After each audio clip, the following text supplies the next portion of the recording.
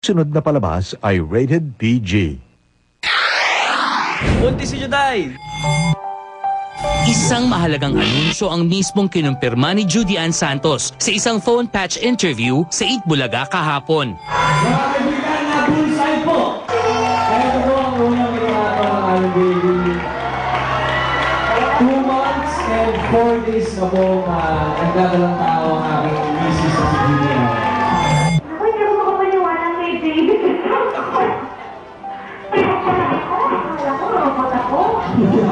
Naikwento tuloy ni Joey De Leon nang magpalaro kamakailan si Ryan sa kanyang mga Dabber Cats sa Itbulaga. Ibang klaseng Pinoy henyo raw yon kung saan... Pero yung word, walang nakadikit. Basta huhulaan nyo kung ano yung nasa isip niya. Ito si Alan daw ang nakahula. Paano ba ang takbo, Alan? Kwento mo nga. Tinanong yung tao? Oo. Gawin na ha. Nagsimula sa bagay, tao. Oo. Ginagamit ng tao? Hindi. Tapos, trabaho ng tao? Hindi. Lalaki? Hindi. Babae? Oo. Okay. Sinusuot ng babae? Hindi. Gamit ng babae? Ang tagal-tagal na eh. Ang tagal-tagal na. Sabi niya, pwedeng gumigiba pa, sirit na. Sabi niya, pwedeng gawain ng babae, pwedeng kondisyon ng babae. Buntis. Sabi ko, galing mo! Sabi niya. Buntis! Sabay, Buntis si Juday, no? Sabi ko. Buntis si Juday! Gumanon si Bossing. Yan na, patay na. Congrats, Juday. At isa lang masasabi ko sa'yo, paring Ryan. Ito ay nagse-celebrate dito, hindi lang Channel 7, hindi lang Channel 5, hindi lang Channel 2. Ngayong, sabi mo nga sa Bulaga, subok na si Manoy, no? Isa lang masasabi ko sa'yo, pare. Ikaw ang kauna-unahang galengtadong Pinoy. Ang galing, pare. Congratulations, pare. Mabuhay ka. Kanina nga umaga, nag-ultrasound kami. Tapos, yun, nakita na namin yung litrato ng bata na 2 months and 4 days na siyang pregnant. So, may ulo na, may katawan na, nagsisimula na yung mga braso at mga binti. Buo na. Ako naman may mensahe kay Maring Juday. Minamari ko na dahil magpe-presenta na kami mag-ininong nito. Ang tawag ni Juday kay Ryan, Ray. Juday, malapit ka ng umaray.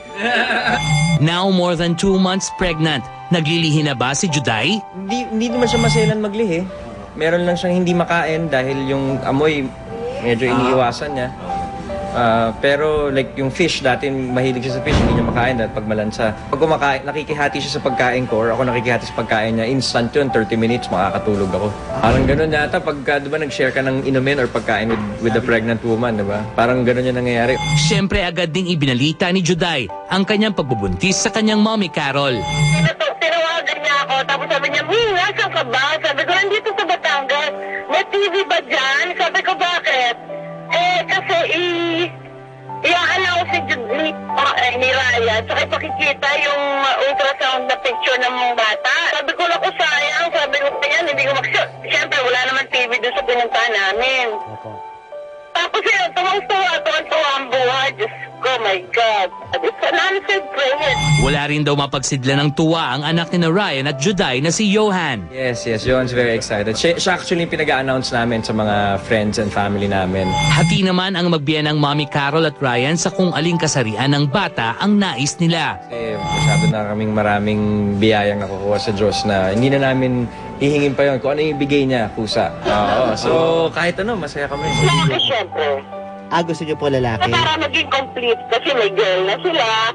Tapos may boy na rin, di ba? Paano na ang planong paglalakbay sana ni Ryan at Juday sa Europe? Tatanungin namin yung doktor kung there's still plans kung payagan ng doktor. Kailangan din naman nilang makapahinga eh. Kailangan din nilang mag-vacation. They owe it to themselves, di ba? But then, if it's too risky for Juday's pregnancy, then I'm against na aalis sila. Less workload, mas maagang pagtulog. Ito ang ilan sa mga payo ng doktor kay Juday. Pero kung si Joey De Leon ang tatanungin. Basta importante, wag munang magtitingin kila Alan Kay, kila Wally. Pinaiiwas ko muna miski si Ryan, wag dapat tumingin muna. Para maayos lang.